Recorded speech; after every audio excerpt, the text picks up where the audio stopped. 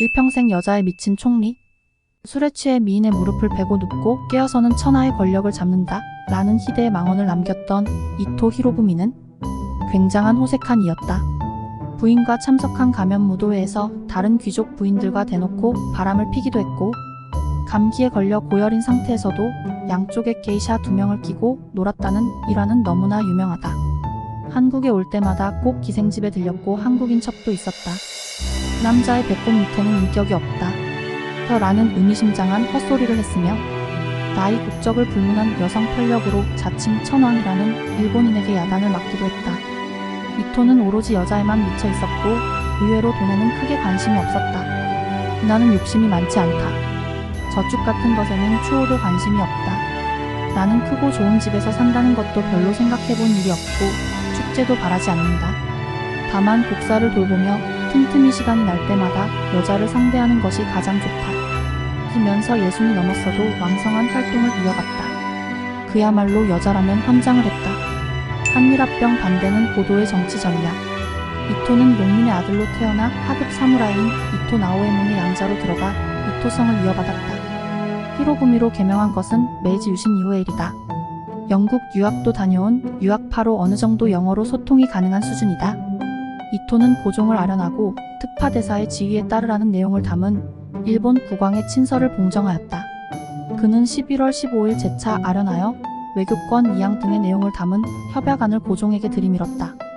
고종은 이 협약안에 반대하였고 정부 대신 가운데에도 반대 의견이 많았다. 하지만 그는 강압적인 수단을 통해 외부 대신 박재순을 비롯한 을사오적의 서명을 받아내는 데 성공하였다. 고종은 이 협약을 제거하지 않았지만 그는 이 협약을 그대로 밀어붙였다.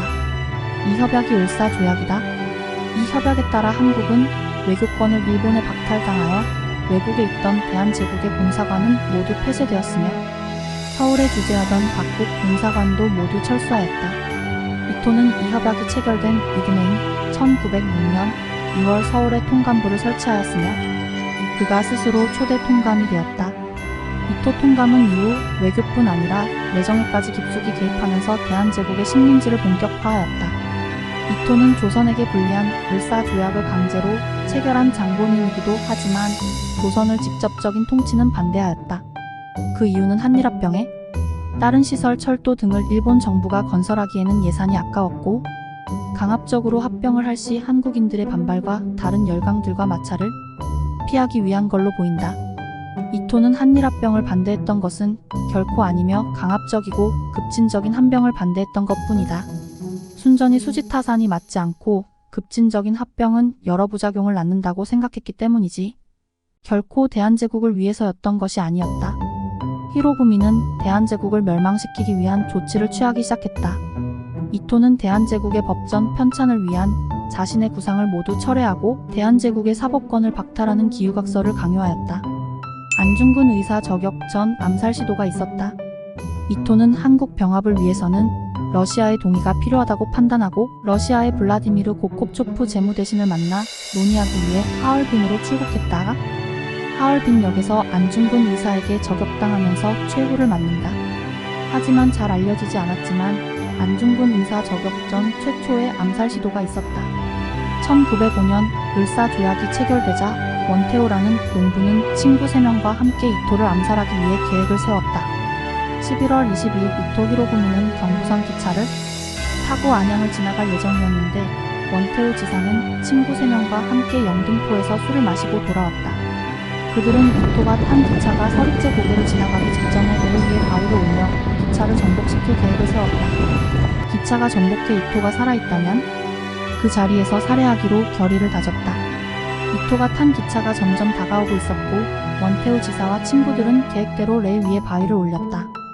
이대로 약 몇십 초 후면 기차를 전복시킬 수 있었다. 하지만 친구인 이만여가 갑자기 겁을 먹어 바위를 치워버렸고 갑작스러운 친구의 배신으로 암살 시도가 무효로 돌아가는 듯 하였지만 원지사는 굴하지 않고 높은 곳으로 올라가 짱돌을 잡고 기다렸다. 이토가 탄 기차는 서리째 고개로 진입했다. 여기는 경사가 워낙 심해 기차가 20-30km로 속도를 굉장히 낮춰야 하는 구간이었다. 원지사는 기차에 타고 있는 이토의 얼굴을 확인하고 있는 힘껏 돌팔매질을 해 이토가 타고 있던 자리에 창을 깨고 들어갔다.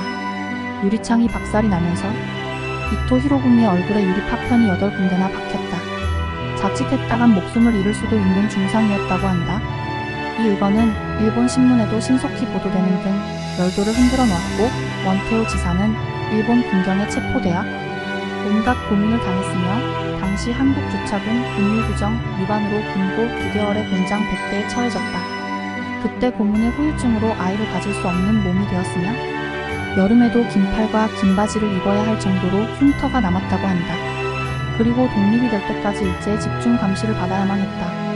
학자인 송상도는 이토 히로부미가 안중근에 의해 죽었다고 하더라도 그 꼬투리는 이미 원태오로부터 있었다라고 평하기도 하였다.